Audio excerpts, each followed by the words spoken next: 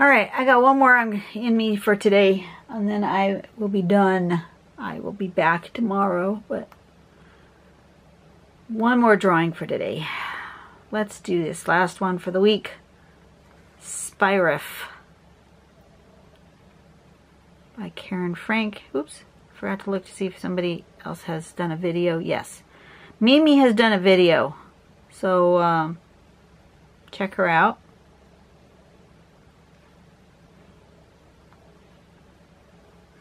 Okay, so we're doing this shape here, this spirally something or other.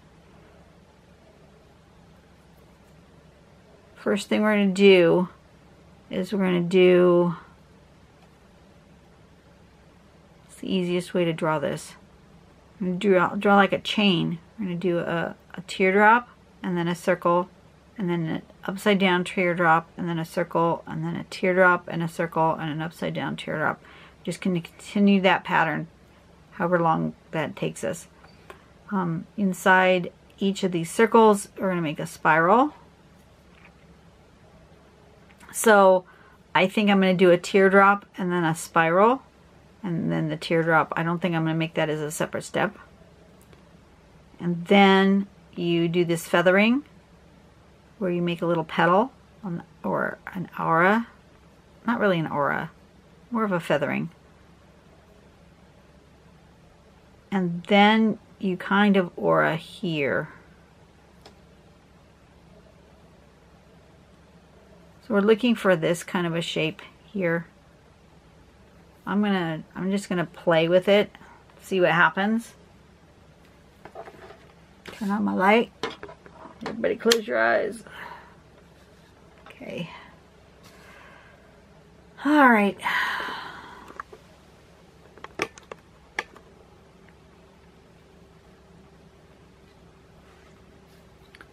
Let's see. I'm gonna make myself a little border. Just to keep myself in check. And I'm gonna give myself a little lazy S, as I don't want to go straight across to the corners. I don't like that look. So we're gonna give myself a little bit of a shape here. So I'm gonna do a teardrop, and then I'm gonna do the spiral, and then I'm gonna turn it upside down and do another teardrop.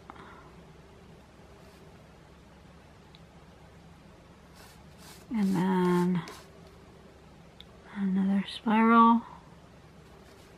Let's play with some shape sizes, maybe. Teardrop. And spiral. I'm going to get bigger as I go down here, I think. And teardrop. And then a spiral. And then teardrop. So I got bigger as I went. And then each one of these gets a feathering.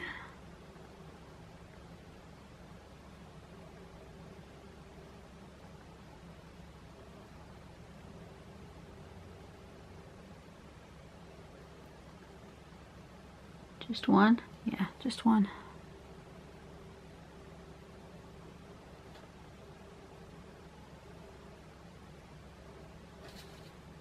I'm getting more swoopy with these guys.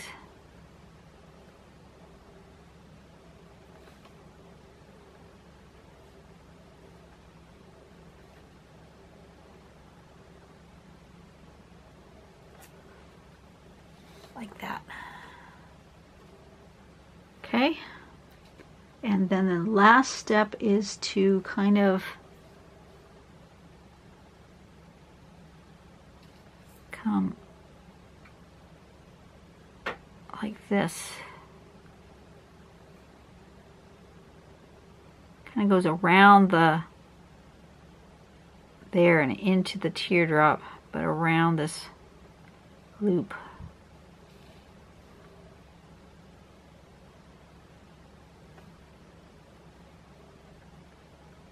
Like that. And I think I'm gonna aura the whole thing again.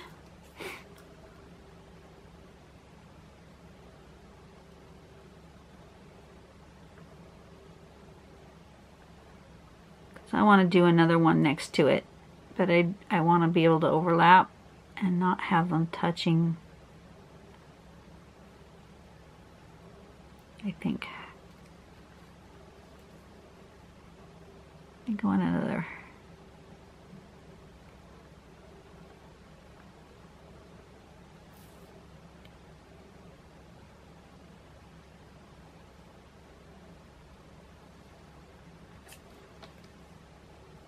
It almost looks like a branch of some sort has dropped into the water. That's kind of cool, isn't it? It's like some sort of plant life. I like it. Okay, I'm gonna go.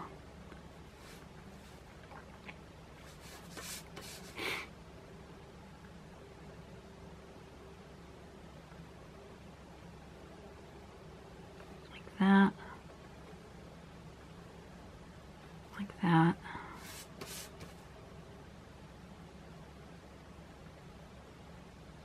Like that. Like that. And like that.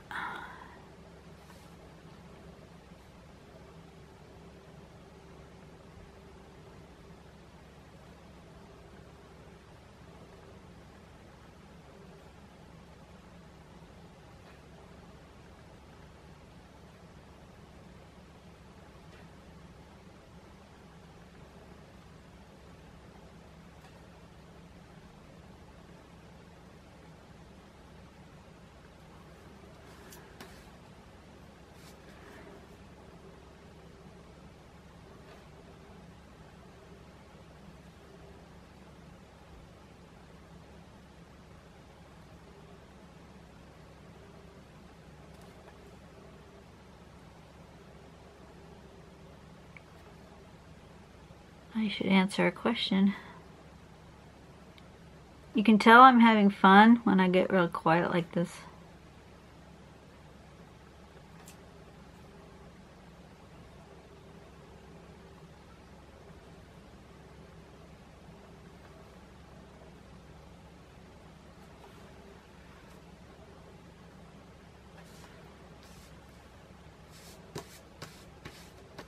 Just enjoying myself. Okay, question.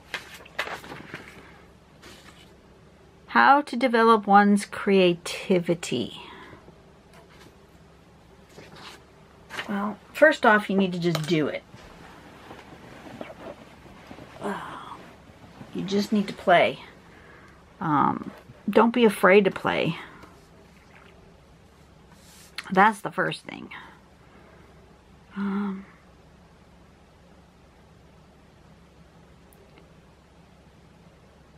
Keep asking yourself the question, what if? What if I change this? What if I do that? That will spark things for you. There's nothing wrong with getting inspiration places.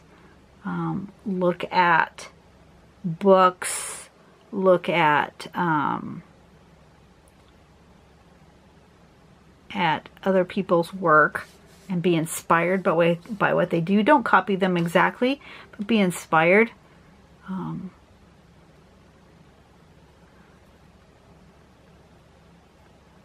But mostly it's asking the question, what if? And if you need a prompt to do that, use it. You know, we're doing Inktober, and there are prompts for Inktober.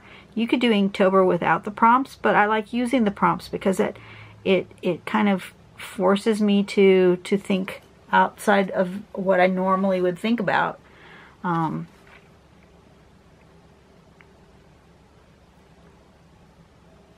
And you never know what you're going to come up with. Some things you like, some things you don't like, and that's fine. Don't be afraid to, quote unquote, waste your art supplies. Or if it's not art that you're doing, if it's cooking, or, you know,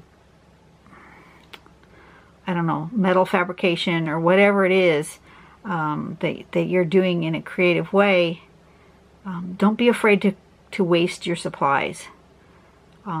Because if you're too precious with your stuff, if you say, oh, well, I couldn't do that, it's too expensive, I'd waste it. And you constantly don't use your supplies because you don't want to waste them, then that to me is the waste. To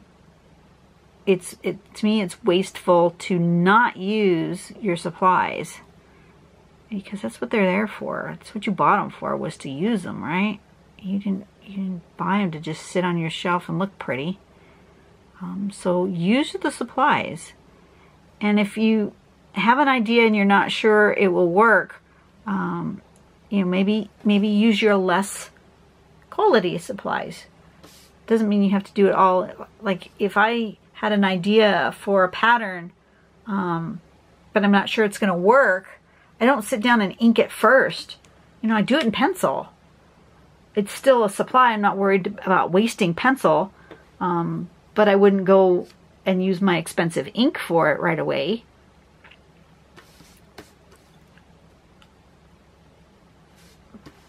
But lots of inspirational things, ways to inspire yourself. There are all sorts of art prompts. So you go on, just do a Google search for art prompts, and you will be amazed as to all the different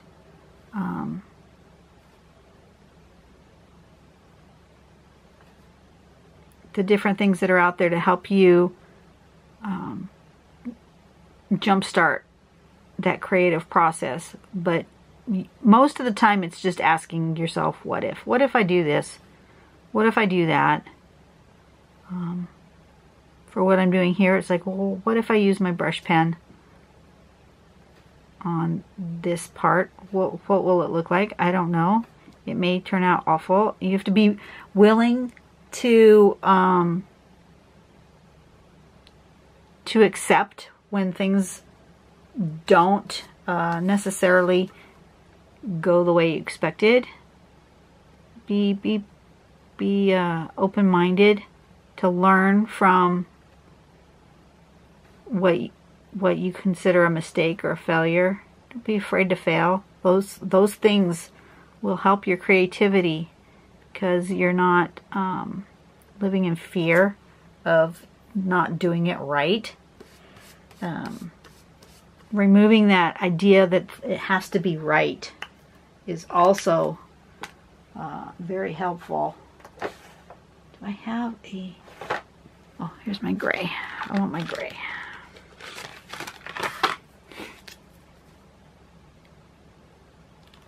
Oop, that was a little darker than I thought. I thought I grabbed a lighter one, but oh well. It is what it is.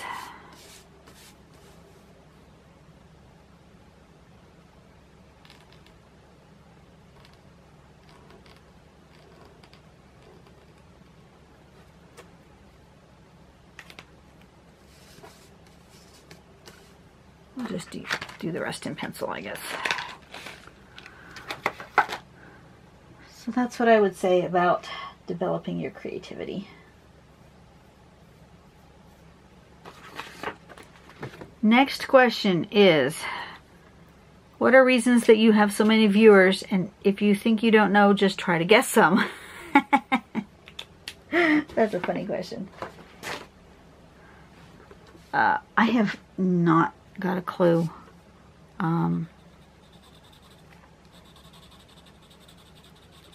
From what people say on their comments, they not only enjoy watching me draw, but they are enjoying my commentary. I just started just yammering because I didn't want to just sit in the silence, and I didn't want to put music in my backgrounds because, you know, then you get your videos pulled because you're using somebody else's copyrighted content, and, you know, you can find copyright free stuff, but then I was reading some artists would use the copyright free stuff, and then later that music artist will pull their permission, and then all of a sudden you have videos that you've had for a long time up on YouTube that are now all of a sudden flagged for copyright content stuff, and I just didn't want to deal with that, so I started yammering. So I've kind of ended up with this sort of combination drawing slash vlog that seems to be working. Not everybody likes it, and you know, that's fine if it's not your cup of tea. You can either just turn off the sound so you just watch me draw and you don't have to listen to me yammer. You can fast forward me. A lot of people like that I don't fast forward my videos. Then they have the choice to fast forward if they want to, but they can watch the whole process in real time, and they know if my video is 16 minutes long, then it only took me 16 minutes to draw it. If my video is 45 minutes long, it took me 45 minutes to draw it. You know, you kind of get what you get with me. I am who I am, and you get what you get, and that's kind of the way it is. Like I said before, I can't worry about what others care about. I just do this for me, and then if you happen to like it and follow along, that's cool. If you don't, then, you know, I wish you well, and find a place where you enjoy it in a different way. Somebody else's will be the place for you. I wish nobody. There's room for everybody out here, in all different styles and tastes. And you know, if my taste isn't your taste, that's cool. You know.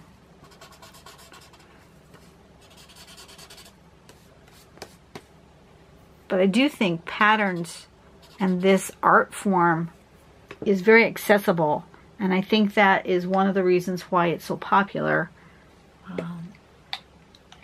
Is that you don't have to have fancy equipment. You can do pattern drawing with a pencil and a piece of paper. You don't even have to have ink. You don't even have to have a piece of paper. You could draw in the sand a pattern. So I think it's a very accessible art form. The shapes are not difficult. You can, if you see the steps on how something is made, it makes it less scary. And you know, even the most intricate of drawings are usually made up of just a few basic shapes that most people can do. So I think it's just a very accessible art form. So I think that's part of why you know, people want to watch. I'm searching for a color.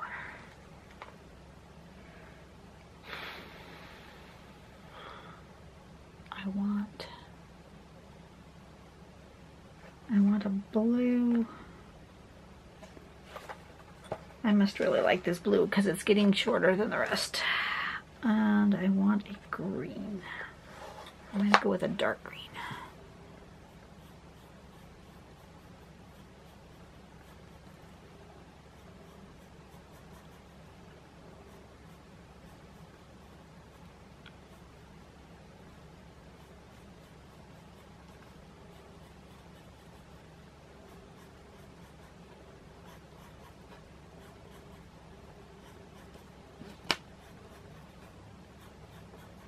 when I use my colored pencils, I'm just using Prismacolor Premier color pencils.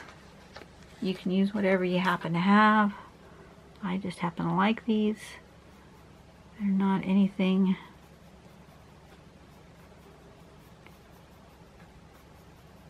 that you need, though. You can totally use, if you were going to get a budget colored pencil, though, because I know Prismacolors can be pricey. I happen to get these as a gift, but yeah, they can be pricey. If you're looking for budget-friendly colored pencils, I actually really like Crayola. If you can. I would stay away from the store brand color pencils from your art supply place, at least away from the ones from Michaels. I don't know about Hobby Lobby, I haven't tried theirs, but yeah, I am not a fan of the Michaels store brand colored pencils. I gave them to my nieces. That's fine for little kids' coloring books. They're not fine for artwork, in my opinion.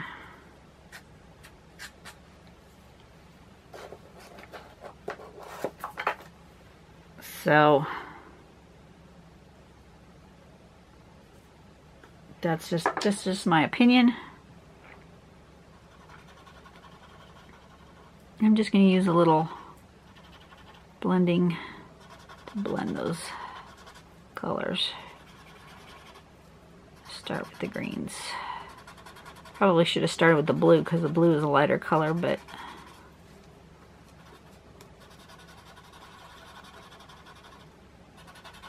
just a little bit.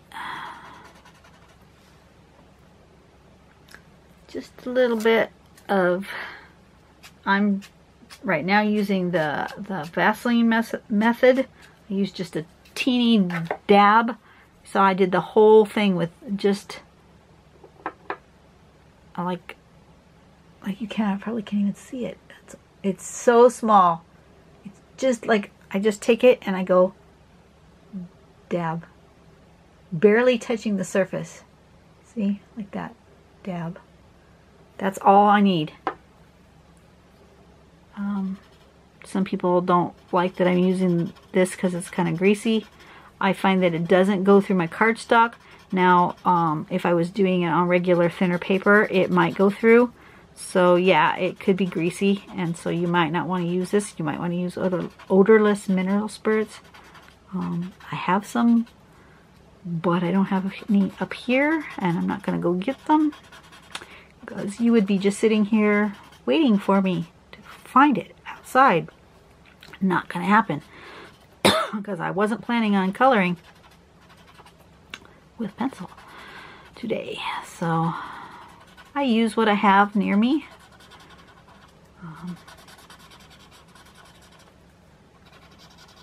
This could be a case where, you know, this is a non-art supply that I'm using. And I, you know, already had a rant this week about don't use non-art supplies in your art. And if I was going to, keep this piece of art, frame it or sell it, absolutely I would not be using Vaseline. I wouldn't. You can go ahead and use whatever you want, but you just have to know that, you know, if you want an archival piece of art, don't use not art products in your art. That being said, you can do whatever you want. S-P-I-R-A-F.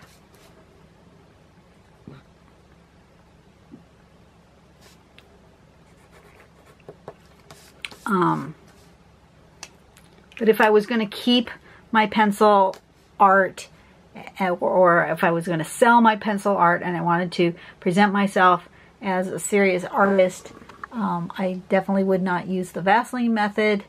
I would either get the odorless mineral spirits or use a colorless blender pencil. Anything that was meant as an art supply, that's what I would use. But, you know, for this, it's fine. It's not anything that I'm going to keep. And it's not meant to last for a long time. It's just a sample. Anyway, you guys have a great day. I will see you next week. We will continue with Cecile's interesting questions. I did not even get close to getting through them. Yeah. She'll take up most of my next week too, I think. So we'll see you guys later. Bye-bye.